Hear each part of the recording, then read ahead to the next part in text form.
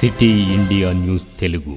Welcome to city India news. Mahbub Nagar జిల్లాలో నేడు ప్రభుత్వ వొకేషనల్ జూనియర్ కళాశాలలో ఎమ్మెల్యే ఎన్ఎం శ్రీనివాసరెడ్డి సొంత నిధులతో ఏర్పాటు చేసిన 6వ ప్లాంట్ను పునరుద్ధరణ చేయించి ఈ రోజు ప్రారంభించడం జరిగింది.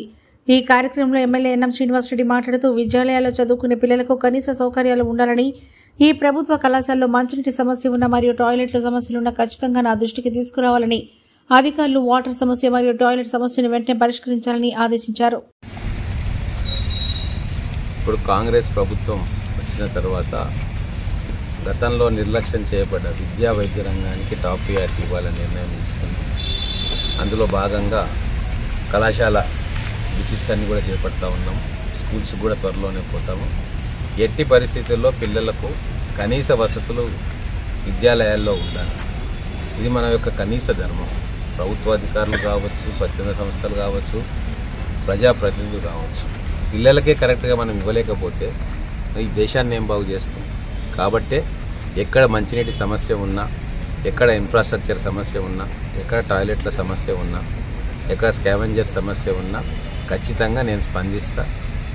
ఇమీడియట్గా సాల్వ్ అయ్యే ప్రాబ్లమ్ని ఇమీడియట్గా సాల్వ్ చేసే ప్రయత్నం చేస్తాం.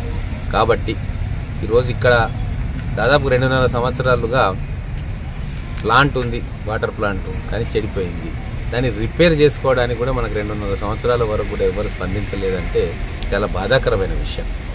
కాబట్టి ఇటువంటి తప్పులు మళ్ళీ జరగకూడదు. అధికారులకు కూడా నేను చెప్పేది ఏంటంటే, మీరు మిగతావన్నీ పక్కన పెట్టి ఈ ఎసెన్షియల్ కమాడిటీస్ విద్యార్థుల కోసం వాటర్ కావచ్చు, టాయిలెట్ సౌకర్యాలు కావచ్చు, ఇవి తక్షణమే అమలు చేసే కార్యక్రమం మీరు చేయాలి. మిగతావి చాలా తర్వాత చేసుకోవచ్చు. కాబట్టి ఇప్పుడు నా దృష్టికి తీసుకొచ్చిన నేను ఇమ్మీడియట్గా స్పందించి ఎట్లా చేయాలా, అధికారులతో మాట్లాడేది ఉంటే అధికారులతో మాట్లాడతా, లేదా స్వచ్ఛంద సంస్థలతో మాట్లాడేది ఉంటే వాళ్ళతో మాట్లాడతా. కానీ ఖచ్చితంగా నా దృష్టికి వచ్చిన కొద్ది రోజుల్లోనే అబ్బాయిలు కానీ అమ్మాయిలు కానీ వాళ్ళ సమస్యలను పరిష్కారం చేసే ప్రయత్నం నేను చేస్తా అని చెప్పి